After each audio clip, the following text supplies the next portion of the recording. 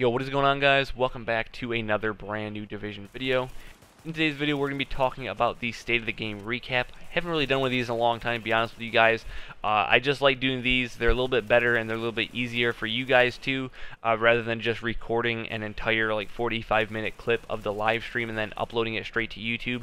I don't think I'm going to do that method anymore. One, it wastes your guys' time. I don't think any of you guys want to sit there and watch a whole 30-45 minute video learning 5 or 6 things that you guys could have learned within this video, just watching a 6, 5, 7 minute video, learning everything that was in the State of the Game in a very shortened version of the live stream. So hope you guys enjoy this method more. If you guys do, make sure you guys drop a like on the video. Also, comment down below if you guys enjoy this. Also, I told you guys last week, if you guys want to see me, that is if I have the Thursday off, if you guys want to see me live stream, I guess their stream live on my YouTube channel, and then basically we can sort of talk about it together. You guys can come and chat. We can talk about it together, maybe talk about some of the things that they're introducing, or maybe some things we might not like, or things we might like. Just in general, if you guys want to see me live stream it so you guys can see it live as well with me, make sure you guys let me know in the comments down below. But yeah, let's get right into the video. So like I said, this day of the game is pretty short. Obviously, we don't really have that much to talk about right now. They've been just giving us so much information, throwing us so much stuff with the PTS and whatnot. So the first thing you guys probably want to know, and the first thing that I want to know right when the State of the Game started, was if they were going to give us a release date for update 1.7, and the answer to that is a big fat no. They didn't give us anything. All they gave us was the same statement they gave us basically the past 2 weeks now, was that their goal is a timestamp for sometime in mid-August, which obviously it's August 3rd right now. And if you guys didn't know this already, I know most of you guys probably know this already, but the big updates for Division and basically any other game on Xbox and PC and PlayStation, the big console updates come on Tuesdays. And for Tuesdays this month, it's the 8th, 15th, 22nd, and 29th. They said mid-August, so it's not going to be the 8th, which is next Tuesday, and it's certainly not going to be the 29th, because that's basically the end of the month. So if I had to be honest with you guys, I'm going to throw out the number 22nd, which is a Tuesday, obviously, and I would give you guys a percent-wise of 75. That is probably my guess on my percent-wise of how much I think it's going to be when 1.7 comes out. If I had to give you guys an estimate, like I said, 75% chance probably that it comes out on the 22nd. It could come on the 15th. I guess that's directly middle of the month, 15th. But they said late August, so 22nd is going to probably be the day it comes out. So I guess if you guys want to get ready and start prepping for the 22nd, I guess I could be wrong, but like I said, it's going to be the 15th or 22nd. I chose the 22nd, probably a 75% chance, but they did say that, and that's all they said about the update and the release date and whatnot. So if you guys are wondering about that, that's all they had to say about it. Next, they talked about global events and all the classified gear sets, basically the rest of the live stream. They talked about the global events and how they will actually indeed be live on the first day of release for 1.7. Obviously, I know that sounds kind of obvious, but if you guys played the PTS, the global events were kind of broken. I don't know if they intentionally did that, but they were kind of broken on first initial release of PTS 1.7. They were offline. You couldn't start them or earn anything from them.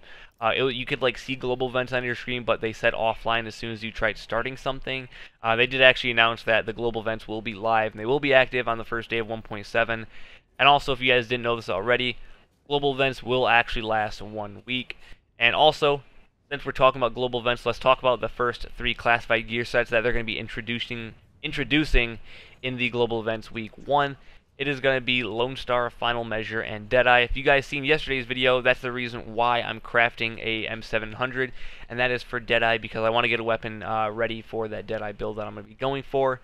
Lone Star and Final Measure, I'm kind of just iffy about it. I don't really know if I'm going to put too much time into that. If I get a build from it, then cool, I guess. But the main thing I'm going to be going after is Deadeye. But like I said, they're going to introduce 3 gear sets every single global event, and then after that global event is over, so after that 1 week time period is over, those 3 gear sets will be released into the wild. They'll be released into the Dark Zone and anything else that you can possibly get them from. I'll make a separate video about that, explaining all that stuff, but they'll be released into the wild, and you can get them from the Dark Zone. So for some reason, you don't get any, not even a single piece of classified gear, you have the worst luck ever, you guys will have other chances as well to get them from the Dark Zone, other caches and whatnot and stuff like that too. But lastly, since we're talking about the classified gear sets, let's talk about the classified gear caches. So I'm not sure exactly what the drop rates were and all the percentage-wise what they were in the actual PTS week 1, 2, and 3. I think they were something lower, like maybe a 30% chance. I could be wrong. I tested them and I opened a few of the caches, and it was only like getting like maybe one piece every like 2 or 3 caches. But they did actually announce that they did buff the chances for getting the actual classified gear from the caches to 45%. And then also you have obviously the other percents as well. You have a 43% chance of getting the regular gear, so just basic like Sentry's Call, Striker, Deadeye, Predator's Mark, anything like that. You have 43% chance of just getting the regular 256 gear that have just the 4-piece bonuses. And then lastly, I was actually surprised how high this number was. I guess they weren't lying to us when they said that. You have 11% for exotics, which I think is pretty high. I thought it'd be a little bit lower, but that was basically it. They didn't really talk about too much else other than those things. If you guys want to go back and rewatch the entire stream, it wasn't that long. They didn't talk about that much. You guys can feel free to do that, but that's basically everything they talked about. There's some other things that I might have left out that I just don't feel that are that important to be in this video for you guys. If you guys want to go back and watch the whole video, you can. That's basically it. Hopefully you guys enjoyed the video. If you guys did, make sure you guys drop a like on it. Subscribe to the channel if you guys are new. Thank you guys so much for the recent support. It means a lot. Catch you guys in the stream later. Peace out.